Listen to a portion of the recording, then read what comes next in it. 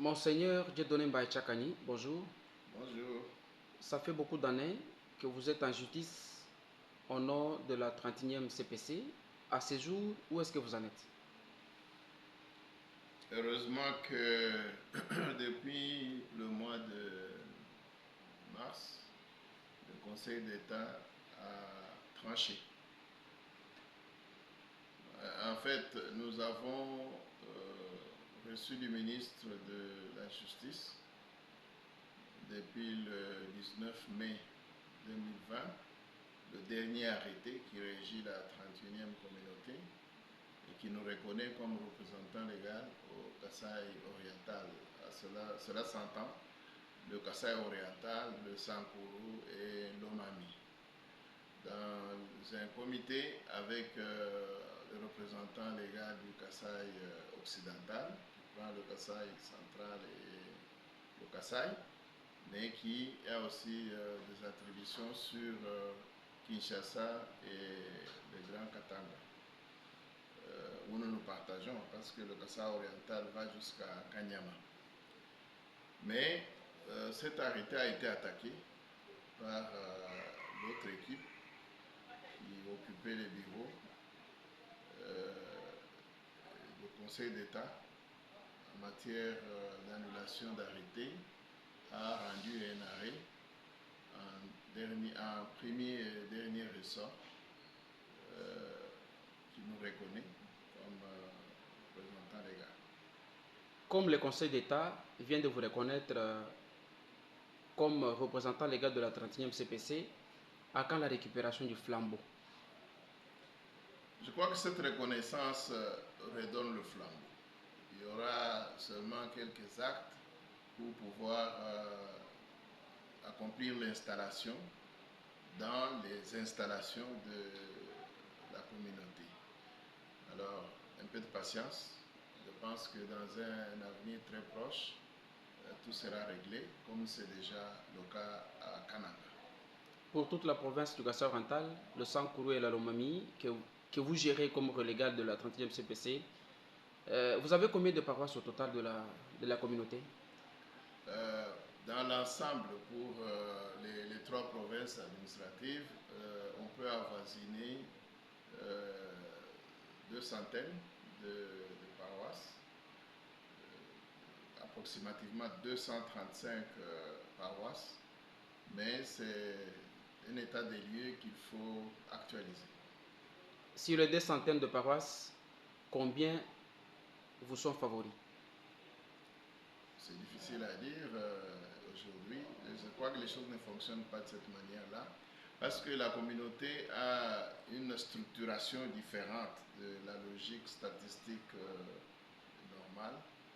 Et donc, on fonctionne par synodes, et ce sont les synodes qui sont attachés directement à l'Assemblée générale. Et dans la logique, dès que l'Assemblée générale a décidé, a élu ou a positionné, le reste va de soi.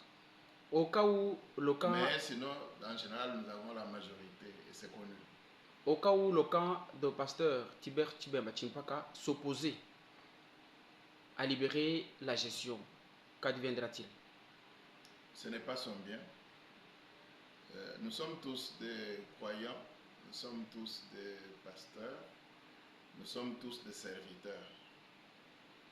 Et lui, mon aîné, mon grand frère et moi, nous ne sommes pas des fondateurs, encore moins des propriétaires exclusifs de cette communauté. Avant lui, j'étais représentant légal. Et ce n'est pas du nouveau. Avant nous tous, il y a eu d'autres représentants légaux qui ne sont pas de nos familles. Donc il s'agit d'un bien communautaire.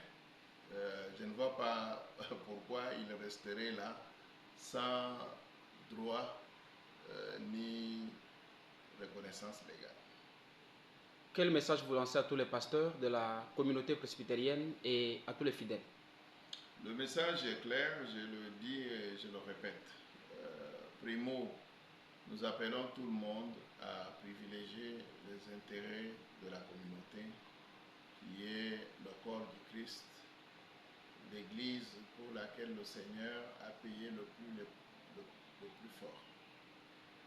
Et en reconnaissant ces intérêts de la communauté, la deuxième chose qu'il faut retenir, c'est que nous sommes tous des serviteurs inutiles, à chacun son tour. Et donc, que tout le monde se mette au travail du Seigneur et de la communauté pour le bien du peuple de Dieu, pour la gloire de notre Dieu. Que tout le reste soit considéré comme des commentaires secondaires.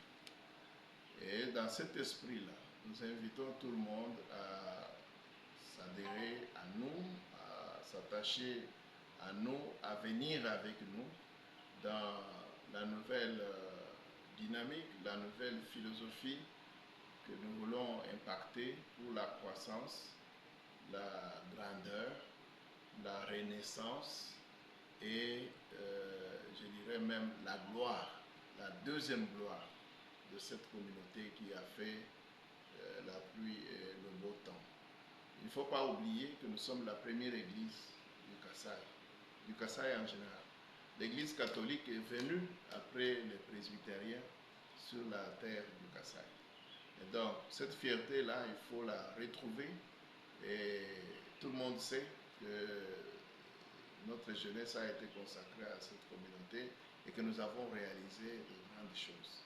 Donc, le rêve a été interrompu. Maintenant que le Seigneur nous permet de reprendre là où nous avons laissé, malgré tout ce qui est arrivé, nous visons haut et nous demandons à tout le monde de nous accompagner, de nous soutenir, de nous proposer des choses et de réaliser le rêve de la communauté avec nous. En troisième lieu, nous voulons assurer tout le monde qu'il a sa place dans la communauté. Tout ce qui s'est passé est passé. Donc, nous voulons que tout le monde se sente à l'aise, vienne à la croix, sous la croix de Jésus, et qu'ensemble nous puissions bâtir l'église sans remords, mais nous ne serons pas là à pourchasser qui que ce soit, pour quelque raison que ce soit. C'est ainsi que depuis hier, j'appelle les pasteurs, les anciens, les diacres, les fidèles, les choristes, tous les membres de la communauté à nous rejoindre pour que nous puissions lever le flambeau de l'SCC 31e CPC plus haut qu'avant et plus haut que jamais. Quelle sera votre première action après toutes les cérémonies liées à la passation de pouvoir? Ce sera le rassemblement. On va avoir de grands rassemblements de tous les fidèles pour leur communiquer notre nouvelle vision. C'est la vision que nous avons eue il y a 2 ans, de renaissance, de résurrection. Je crois que même ce que le Seigneur vient de faire, en déboutant ceux qui étaient allés au Conseil d'État, je crois qu'il confirme cette vision. Et donc nous avons tout un plan que nous allons communiquer, mais ce sera dans le rassemblement des pasteurs. Nous avons déjà eu 2 grands rassemblements de pasteurs dans le passé, à Bujimaï et à Bibanga. Nous pourrons peut-être choisir une autre station missionnaire, Kacha ou Kakinda ou je ne sais pas où, pour rassembler tous les pasteurs, pour communiquer et recevoir des desiderata de membres de notre Église. On aura des rassemblements des autres corps pour pouvoir adorer, prier ensemble, réfléchir et prendre des stratégies pour remonter la communauté. Monseigneur Dieudonné Mbaye Tchakani, merci. C'est moi qui vous remercie.